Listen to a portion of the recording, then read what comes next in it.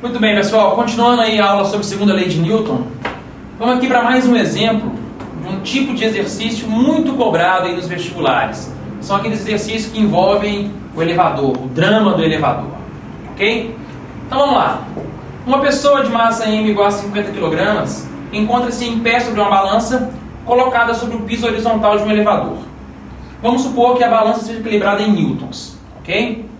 A questão é a seguinte: determine qual será a leitura da balança, supondo que o elevador sobe, aumentando sua velocidade com uma aceleração de módulo igual a 2 metros por segundo ao quadrado. Ok? Bem, para resolvermos esse exercício, a primeira pergunta é a seguinte: o que uma balança registra? Não o que ela te dá como resposta, mas o que ela usa, qual a informação que ela capta para chegar na resposta, seja da massa ou seja da força. Muita gente acha que uma balança registra o peso. Isso não é verdade. Não tem como uma balança registrar o peso. Força-peso é a força com a qual a Terra atrai os corpos. Então a força-peso é uma interação entre a Terra e o corpo. Então se eu tenho um corpo qualquer, o peso desse corpo é uma interação entre ele e a Terra. Não tem como a balança conhecer essa força. O que ela conhece é aquela força que vem da interação entre o corpo e a balança. Então olha só, se eu tenho uma pessoa aqui em pé sobre uma balança, quais são as forças que atuam sobre ela? Nós temos o peso da pessoa, que é uma força vertical para baixo, e temos a normal. O que é a normal? A normal é a reação de apoio. Quem exerce a normal sobre a pessoa? É a superfície de apoio, que no caso é quem? A superfície da balança. Então o que a balança conhece, na verdade, é a normal. É a força que ela, balança, exerce sobre os corpos. Agora, o peso só é igual à normal se a pessoa estiver em equilíbrio sobre a balança e se a balança estiver numa superfície plana, numa superfície horizontal. Porque se a balança estiver inclinada, a pessoa está sobre um plano inclinado. E nesse caso, a normal não é igual ao peso. Então, é por isso que toda balança deve ser colocada numa superfície nivelada, numa superfície horizontal. Que aí, nesse caso, a normal é igual ao peso. Se ela conhece a normal, ela conhece o peso. Então, não se esqueçam, uma balança registra a normal. Então, no nosso exercício, ele quer que você determine qual é a leitura da balança. Então, ele te pergunta qual é o valor da normal. Porque se a balança registra a normal, a leitura da balança é igual ao valor da normal. Então, olha só. Então, esse exercício ele é igual a todos aqueles outros que nós fizemos já. Os passos que vamos seguir. Primeiro passo: identificar e representar todas as forças que atuam sobre o corpo. No caso aqui, a menina sobre a balança. Então, vamos lá. Força sobre a menina. Força-peso, uma força vertical para baixo. E a normal, uma força vertical para cima. Ok? A questão fala que o elevador está subindo, aumentando sua velocidade. Então, o sentido do movimento é o mesmo sentido da aceleração. Por quê? Aceleração positiva, aumento de velocidade. Então, nesse instante, o elevador tem uma aceleração vertical para cima. Não se esqueça, isso é importante. Eu sei que a aceleração é para cima por quê? Porque a questão fala que o elevador sobe aumentando sua velocidade. Ele poderia subir freando, por exemplo. Se ele estivesse subindo freando, a aceleração seria para baixo. Mas não é o caso. Ele sobe aumentando sua velocidade. Então percebam que a menina que está lá no elevador, ela possui a mesma aceleração do elevador. Se ela tem aceleração, ela não está em equilíbrio. A resultante das forças que atuam sobre ela não pode ser zero, porque ela tem aceleração. Pela segunda lei de Newton, resultante é massa vezes aceleração. Para onde aponta o vetor aceleração, aponta também o vetor força resultante. Se a aceleração é vertical para cima, a resultante das forças que atuam sobre a menina também vai ser vertical para cima. Então aqui, ó, a soma das forças que atuam sobre a menina é vertical para cima. Ora, nós temos duas forças apenas, uma para cima, uma para baixo. A resultante tem que ser para cima. Claro que nesse caso, a normal deve ser maior que o peso, para que possa sobrar um pedaço para cima, ok? Então a resultante vai ser normal menos o peso. Só que pela segunda lei, resultante é massa vezes aceleração.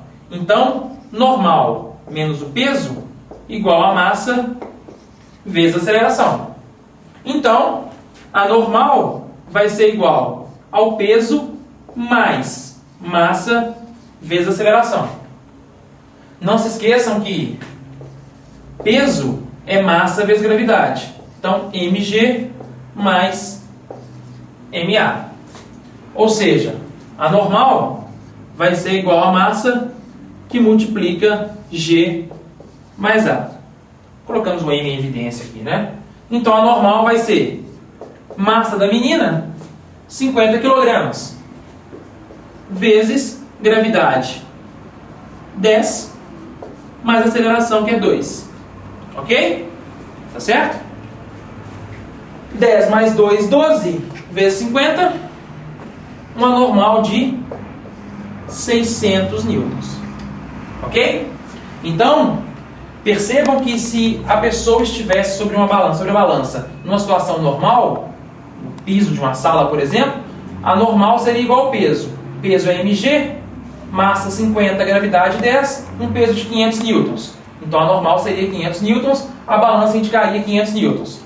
Numa situação como essa, em que a pessoa tem aceleração, uma aceleração vertical para cima, de 2 metros por segundo ao quadrado, percebam que a normal, 600 newtons. A pessoa vai ter a impressão de que ela está mais gordinha, que não acontece na verdade, né? Porque a balança registra a normal e não o peso. Ok? É isso aí. Pessoal, para completar a aula de segunda lei de Newton, vamos falar um pouco agora sobre forças do movimento circular uniforme. Ok? Também uma parte aí da matéria extremamente cobrada nos vestibulares. A questão é a seguinte: vocês viram lá na aula de movimento circular uniforme que nesse tipo de movimento a aceleração tangencial é nula, mas existe uma aceleração centrípeta diferente de zero.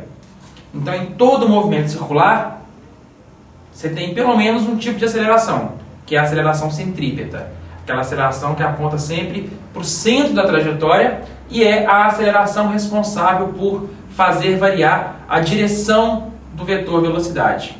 Se o movimento é circular uniforme, a tangencial é zero, o módulo da velocidade é constante, mas a aceleração centrípeta é diferente de zero. Existe uma aceleração centrípeta para proporcionar a variação na direção do vetor velocidade.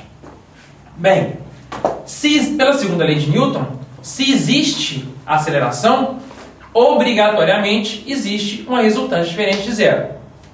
Se em todo movimento circular uniforme existe pelo menos aceleração centrípeta, aliás, se em todo movimento circular uniforme existe aceleração centrípeta, com certeza a resultante das forças que atuam sobre o corpo em movimento circular uniforme é diferente de zero. Ou seja, em todo movimento circular uniforme existe uma resultante diferente de zero. Ok? Para onde aponta essa resultante? Ora, conforme vimos lá no comecinho da segunda lei, o vetor força resultante, ele aponta para onde apontar o vetor aceleração, e vice-versa. O vetor aceleração aponta para onde apontar o vetor força resultante. A aceleração centrípeta, ela aponta sempre para onde?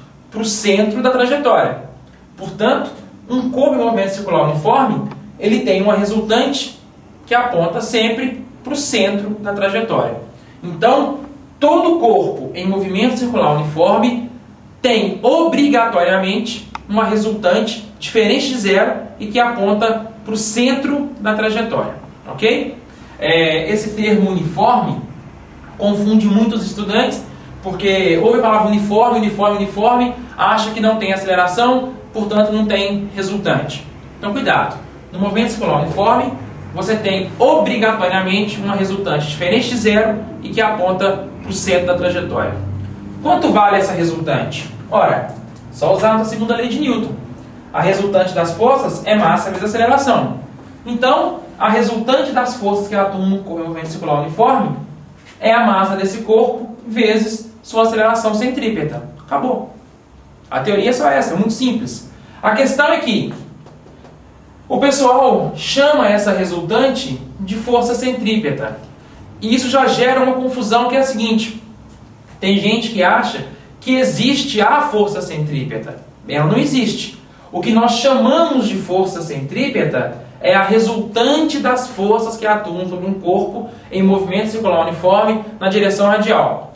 Então, você tem um corpo girando. Um corpo qualquer girando. Ok? Se você somar todas as forças que atuam sobre esse corpo na direção do raio, o resultado dessa soma nós chamamos de força centrípeta. Então a força centrípeta nada mais é do que a resultante das forças que atuam sobre um corpo em movimento circular uniforme na direção do raio. Ok?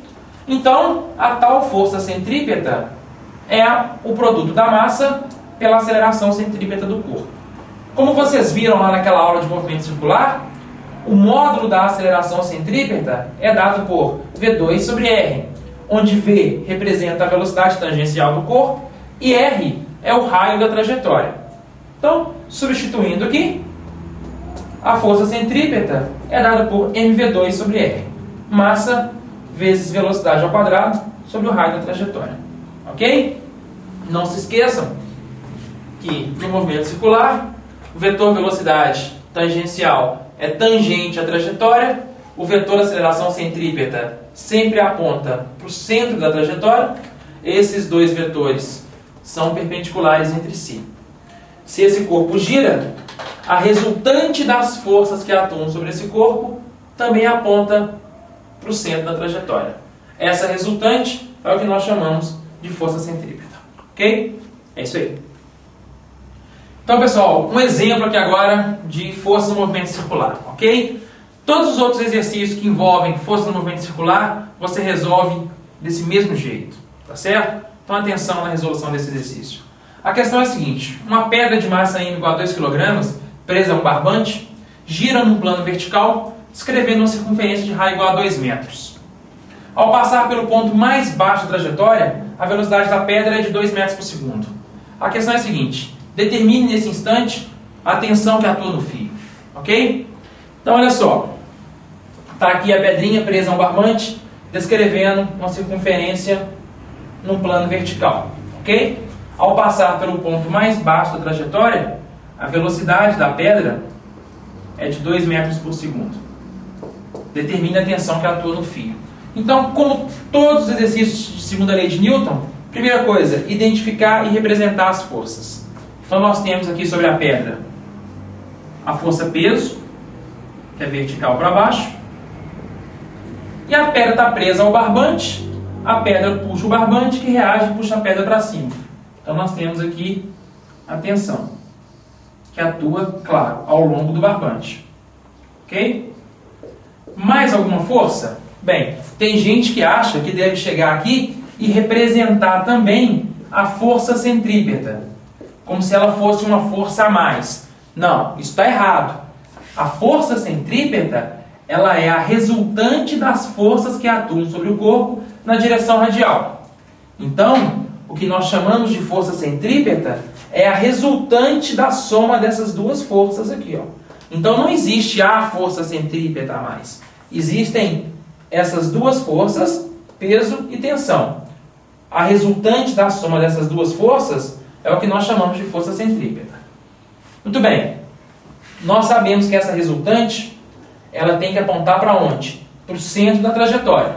Então, quem vai ser a resultante de T e P?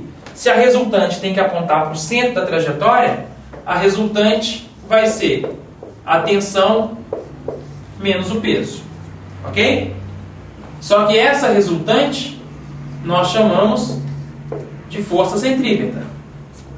Se essa resultante é a tensão menos o peso e essa resultante é a força centrípeta, tensão menos o peso é a força centrípeta. Portanto, a tensão vai ser peso mais força centrípeta. Então, a tensão vai ser peso mg mais força centrípeta mv2 sobre R. Ok? Então, a tensão vai ser Massa do corpo, 2 kg. Então, 2 vezes 10, mais massa do corpo, 2. Velocidade do corpo, 2 metros por segundo ao quadrado, 4. Pelo raio da trajetória, raio de 2 metros, 2. Cancela aqui o 2. Tensão vai ser 2 vezes 10, 20, mais 4. Uma tensão de 24 newtons.